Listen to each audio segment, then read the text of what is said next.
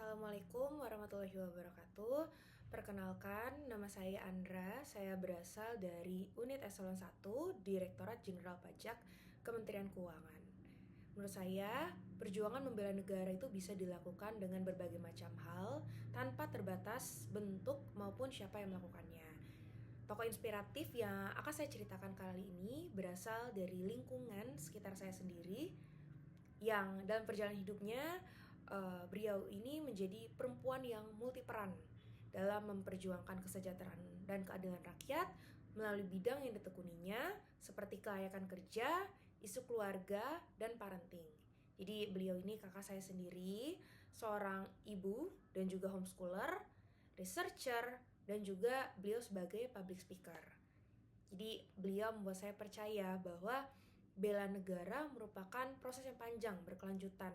Dan kita sebagai warga negara itu sebetulnya dapat menyesuaikan dengan peran dan bidang yang kita tekuni. Seperti kakak saya ini, pertama dia sebagai ibu dan juga homeschooler. Melalui pendidikan kepada anak-anak, itu bisa ditanamkan cinta tanah air, serta beliau bisa membekali anak-anak dengan nilai toleransi, kepedulian, dan nilai positif lainnya. Ibu mempunyai peran dalam memperkenalkan anak pada wawasan terkait Indonesia, sejarahnya, budaya, maupun keberagaman. Yang kedua, sebagai researcher atau akademisi. Jadi beliau itu mendalami bagaimana memastikan hak-hak pekerja di Indonesia itu terpenuhi. Jadi bukan perkara gaji saja, namun juga jam kerja, kesetaraan gender, women at work, family at work, dan lain-lainnya.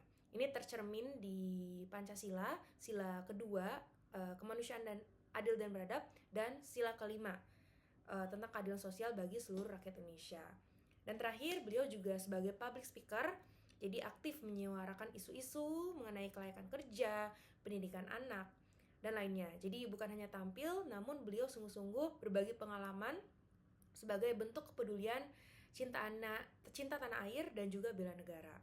Jadi tanpa mengenakan seragam, kita bisa membela negara melalui pengetahuan dengan menciptakan ruang belajar yang membangun kepedulian dan mengajak masyarakat untuk tumbuh bersama agar terwujud bangsa kita yang jauh lebih baik melalui keluarga yang tangguh dan juga pekerjaan yang layak. Mungkin sekian dari saya. Terima kasih. Assalamualaikum warahmatullahi wabarakatuh.